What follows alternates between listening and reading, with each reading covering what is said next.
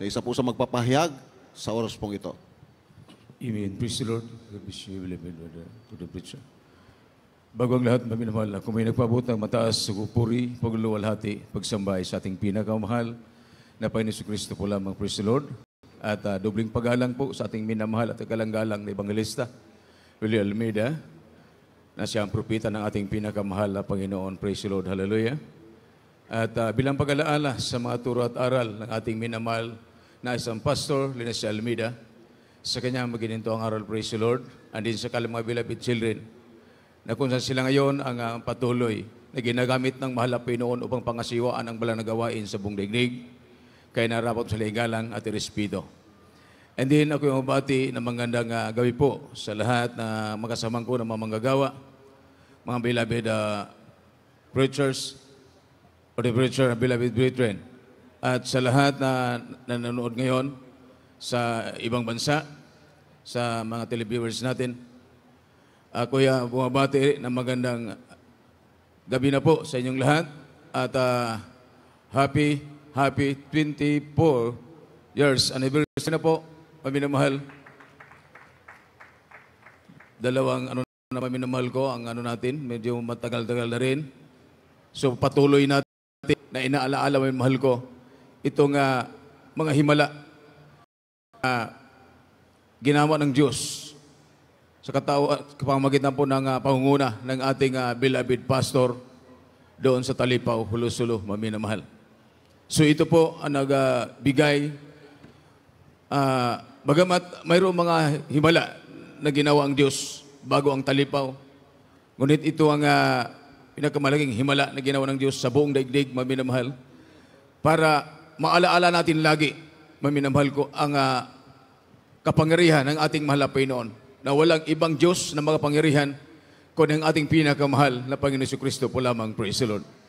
Kaya minamahal, lagi natin na iisipin na nitong huling panahon, maminamahal, walang ibang ating paglingkuran at sasambahin kundi Jesus Miracle Crusade na pinangaral ng ating beloved Honorable Pastor na siyang nagtuturo sa atin ng ating Diyos dito ay buhay.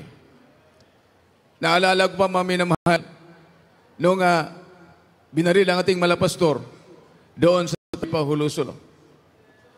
Ang sabi niya, maminamahal ko, dahil nakapaligid kami sa kanya, napaikutan namin siya.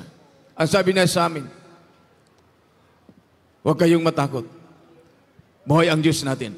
Amen. Hallelujah. Totoo ang Diyos natin. Binaril ako, hindi tumalab ang bala. Nadurog ang bala, mga minamahal.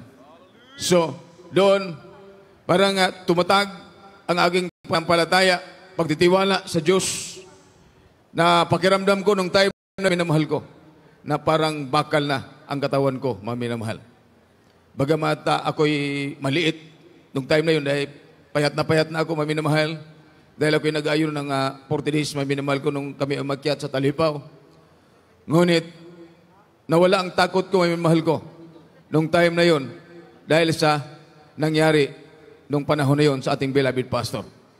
Kaya, mga minamahal ko, lagi natin alalahanin, mga minamahal ko, na totoo ang Diyos natin sa gawain na ito.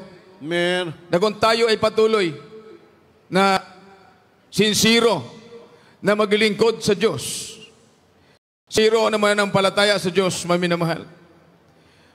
Ang ginawa ng Diyos na manghimala noong panahon na yon, year 2000, maminamahal. Ngayon, continue na gagawin ng Diyos sa atin, maminamahal ko, kung tayo ay magpatuloy, magpakainit, maglingkod sa ating pinakamahal na Panginoong Jesucristo. Amen. Praise the Lord. Hallelujah. Dahil buhay ang Diyos natin, maminamahal. Amen. Hallelujah.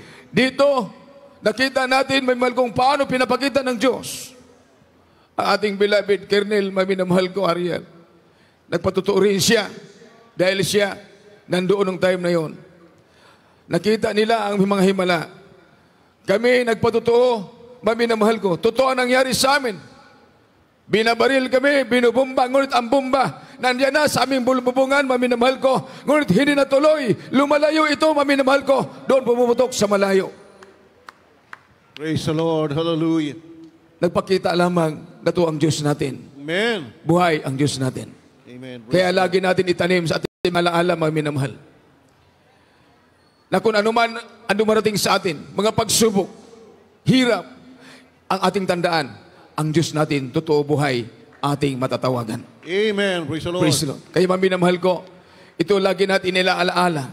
Nilipraise natin ang kapangyarihan ng Diyos, ang himala ng Diyos, upang huwag tayo mawalay sa gawain ng Diyos. Huwag tayo lumayo sa gawain ng Diyos. Tayo magpatuloy, mamahal ko. Kaya ang lahat ng kapurihan, salamat ay sa ating pinakamahal na Panginoong Jesucristo po lamang. Praise the Lord. Amen. Beloved,